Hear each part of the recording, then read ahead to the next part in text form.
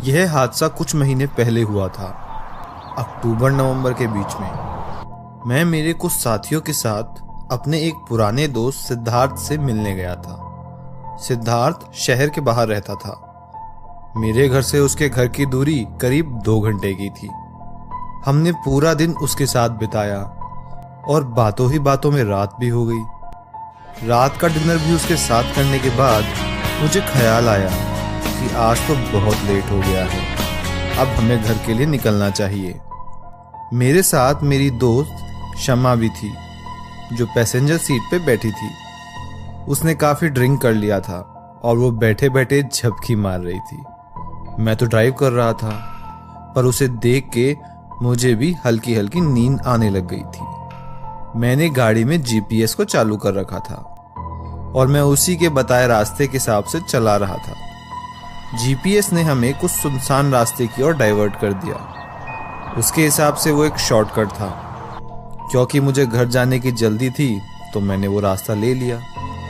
उस रास्ते में दोनों तरफ घना जंगल था। वो काफी डरावना था। वहां पे शमशान जैसी शांति थी और मुझे सिर्फ अपनी कार के रेडियो और टायर्स की आवाज ही आ रही थी। मैं गाड़ी चला ही रहा था कि तभी अचानक से मुझे बहुत तेज आवाज सुनाई पड़ी और कार में भी झटका महसूस हुआ। शायद हमारी कार किसी चीज से टकरा गई थी। शमा, जो अब तक सो रही थी, अचानक से लगे इस झटके से जग गई और वो जोर से चिल्लाई। उसे लगा हमारा एक्सीडेंट हो गया है। मेरी भी सांसें तेज हो गई थी। मैंने गाड़ी को ब्रेक मार के रोक लिया ताकि ये देख सकूं कि क्या हुआ था। शमा ने कार के बैक मिरर में देखा और मुझे गुस्से में बोली कि मैंने एक कुत्ते को टक्कर मार दी है। मैंने भी कार में से देखा और मुझे भी सड़क पे कुत्ता दिखा। शायद मैंने उसे घायल कर दिया था। शमा को जानवरों से काफी प्यार था, इसलिए मुझे समझ आ रहा था कि वो मुझसे इतनी नाराज क्यों है। वो दरवाजा खोल के उस डॉग के पास जा ही रही थी, पर मैंने उसे रोक दिया क्योंकि मुझे याद आया कि झटका मुझे पीछे वाले शॉकर पे लगा था और अगर मैंने गाड़ी से किसी कुत्ते को टक्कर मारी है तो मुझे झटका आगे वाले टायर पे भी लगना चाहिए था। और मैं तो अपने आप को बहुत ही सीरियस और अटेंटिव ड्राइवर समझता हूँ। मेरा पूरा ध्यान सड़क पे था और मुझे अच्छे से याद था कि मैंने सड़क पे कोई गड्ढा या कोई जानवर नहीं देखा। तो फिर ये डॉग अचानक से वहां कैसे आ गया? हाँ, मुझे मालूम है कि आप लोग सोच रहे होंगे कि वहां काफी अंधेरा था, इसलिए मुझे डॉग नहीं दिखा होगा वगैरह वगैरह, पर मेरी गाड़ी की हेडलाइट्स में तो मुझे साफ दिख रहा था। ऐसा होने का सवाल ही नहीं था। इसलिए मेरे दिमाग में डाउट आ गया और मैंने अपनी गाड़ी के बैक मिरर से फिर देखा। अंधेरा काफी था, पर मैंने देखा कि वो कुत्ता शायद खड़ा हो गया था और अपनी पूंछ हिला रहा था। मुझे काफी अजीब लगा। मैं पहले ये साफ करना चाहूंगा कि मैं कोई डॉग्स का एक्सपर्ट नहीं हूं, पर मुझे इतनी सी बात अच्छे से मालूम है कि डॉग्स आमतौर पे किसी अपने को देख के पूंछ हिलाते हैं।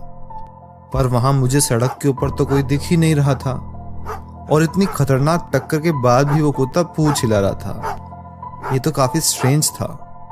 तभी मेरे दिमाग में एक बहुत बुरा ख्याल आया और मैंने गाड़ी के एक्सीलेटर के ऊपर पैर रखकर गाड़ी को धीरे धीरे आगे बढ़ाना शुरू कर दिया। शमा अब तक गुस्से से आग बबूला हो रही थी। एक तो मैंने उसको उतरने नहीं दिया और अब मैं गाड़ी आगे बढ़ा रहा हूँ, इसलिए वो मुझ पे चिल्लाई और कहा कि मैं चुपचाप गाड़ी को बैक ले लूं उस डॉग के पास।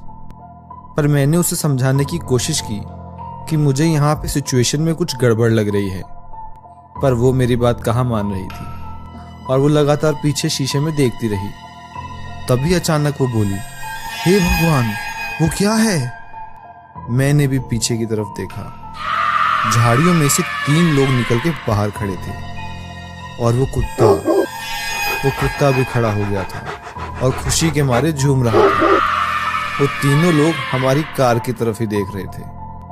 मैं बहुत घबरा गया और एक्सीलरेटर को पहले से भी ज्यादा तेजी से दबा दिया ताकि वहां से जल्दी निकल सकूं। शमा, जो इतनी देर से चिल्ला रही थी, अब वो पूरी तरह से शांत हो गई थी और यह सन्नाटा घर पहुंचने तक भी नहीं टूटा।